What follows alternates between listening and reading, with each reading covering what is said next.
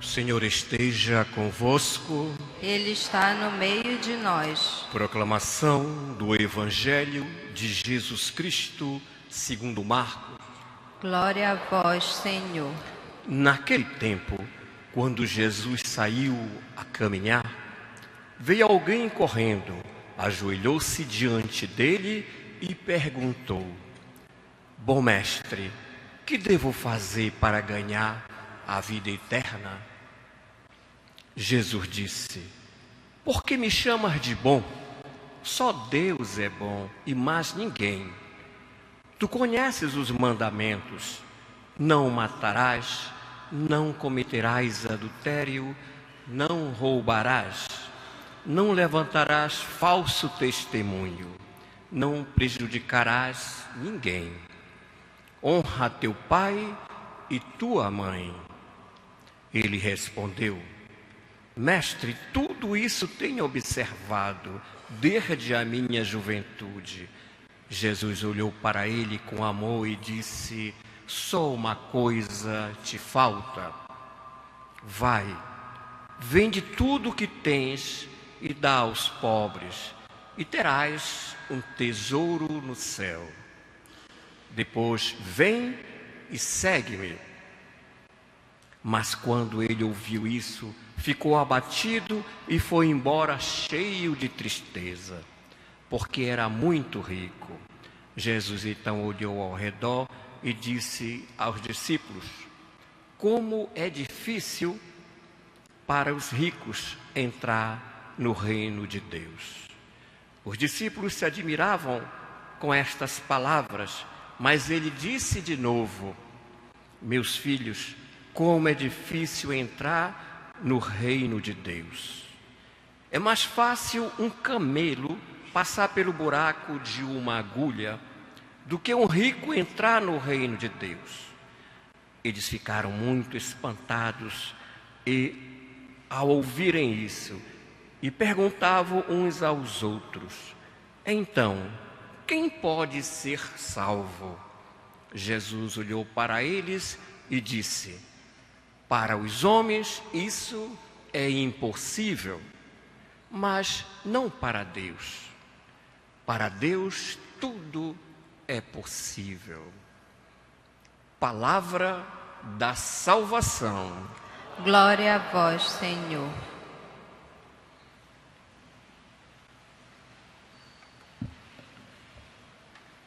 Queridos todos,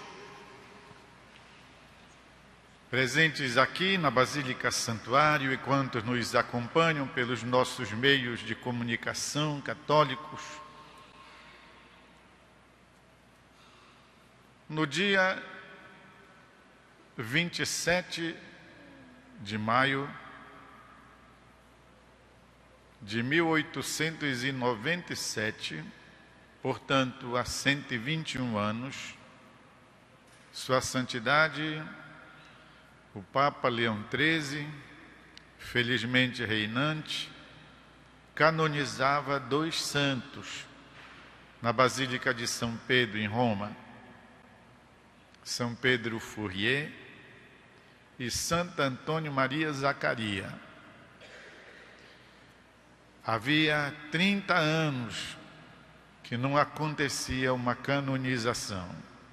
Àquela altura era um evento, de modo que a junção destes 2 santos jovens foi assim uma coisa extraordinária, verdadeiramente espetacular, também no sentido plástico da ornamentação da Basílica Petrina. Pessoas que conheceram pessoalmente o Antônio Maria Zaccaria disseram que ele foi santo em vida e em morte. Viveu e morreu conforme Deus, neste sentido. A palavra de Jesus nos fala de um jovem que sabia o que era o bem, mas queria como executar o bem.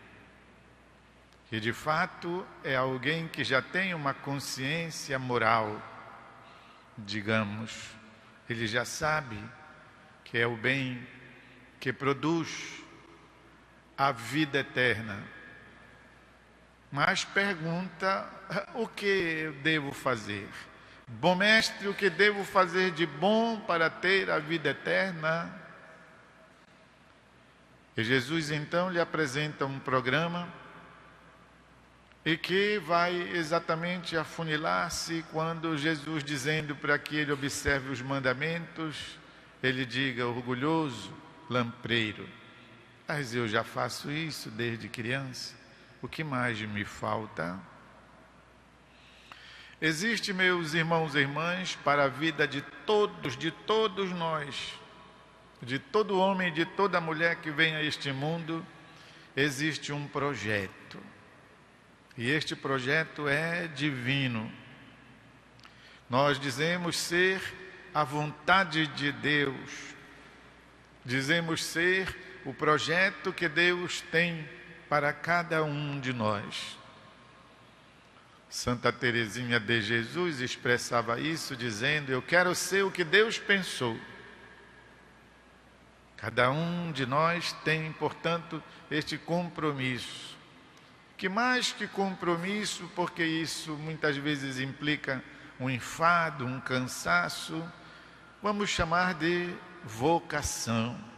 Temos esta vocação, chamados a fazer acontecer em nós o projeto de Deus.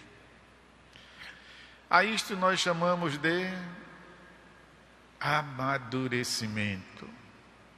Chamamos também de crescimento. Chamamos ainda de desenvolvimento. Ou, para usar uma palavra religiosa, chamamos de santificação. Chamados a sermos santos. E a Igreja, nossa mãe, esclareceu muito bem isto. Não são os padres, não são os clérigos, as religiosas consagradas, mas todos os batizados. Porque também o Santo Padre, o Papa, porque também os nossos bispos, nós sacerdotes, todos somos batizados. De modo que existe um chamado universal, quer dizer, de todos, geral, para sermos santos. E olhem, vejam bem, realizar isso, fazer acontecer isso é bom para todo mundo. É bom para o coração do Pai do céu, porque fica feliz quando nós nos tornamos aquilo que Ele pensou para nós. Glória a Deus. É bom para as pessoas que convivem conosco, que usufruem da nossa presença. Tornarmos-nos pessoas amadurecidas faz bem para as pessoas. E diria até mesmo, elas têm o direito de ter em nós pessoas amadurecidas. E olhem só, faz bem também ao coração da própria pessoa, ao coração da gente. Sentirmos-nos bem, saber que crescemos, perceber em nós um desenvolvimento, um amadurecimento. Ter consciência, sim, senhores, de que nós vamos experimentando o dom, a graça da santidade. Do contrário, é muito chato, a gente fica desconfortável, não é isso? Quando nós nos percebemos sempre recaindo nos mesmos erros, nos mesmos pecados. Que vida chata. E é por isso que um jovem um dia dizia: olha, eu quando me olho no espelho fico com nojo de mim mesmo. Queria dizer isso, porque não percebe em si próprio uma evolução que o espírito dele mesmo ficaria feliz de perceber nele esse crescimento. Por isso, crescer é bom para todo mundo sai ganhando, você sai ganhando, as pessoas que estão ao seu redor ganham, o Pai do céu fica feliz. Meus irmãos e irmãs, quer dizer também que esse programa de vida que nos leva ao crescimento, que os santos desenvolveram, ele é um projeto diuturno. Sabem o que quer dizer diuturno? Para noite e dia, para dia e noite. Portanto, para todo o tempo. E além de ser diuturno, é também vitalício. Dura a vida inteira, todo o tempo. Você sabe que tem que amadurecer. Enquanto você tiver consciência, enquanto o Alzheimer não levar a tua consciência, tu tens que saber que tu deves crescer, que tu deves amadurecer. Do contrário, ficas muito mal. E como é que a gente cresce, que a gente amadurece? Como é que a gente se santifica? O apóstolo São Pedro nos fala da comparação do ouro, não é isso? O ouro, para ser testado, purificado, para ser autêntico, ele precisa passar pelo fogo. A purificação faz acontecer em nós o crescimento, o amadurecimento. O que quer dizer que é, portanto, um trabalho árduo, um trabalho empenhativo, não é uma brincadeira. Assim, nós contemplamos os santos nesta dimensão. Ser santo na vida e ser santo na morte. Isto nos leva também a refletir a respeito da nossa missão. Crescer, desenvolver nos santos, para quê? Não é certamente só para um gozo pessoal. Da vida de Santo Antônio Maria Zaccaria, aprendemos, por exemplo, aquilo que ele tomou como missão para si, o seu trabalho de grande pregador, o seu trabalho de homem culto. Antônio Maria era um humanista, estamos na época do humanismo, século V e XVI.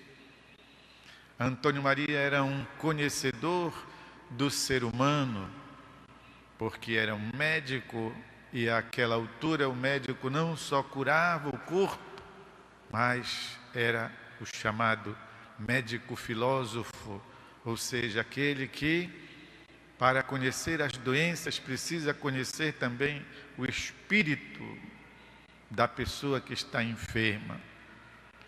Antônio Maria era um jovem de uma cultura invejável.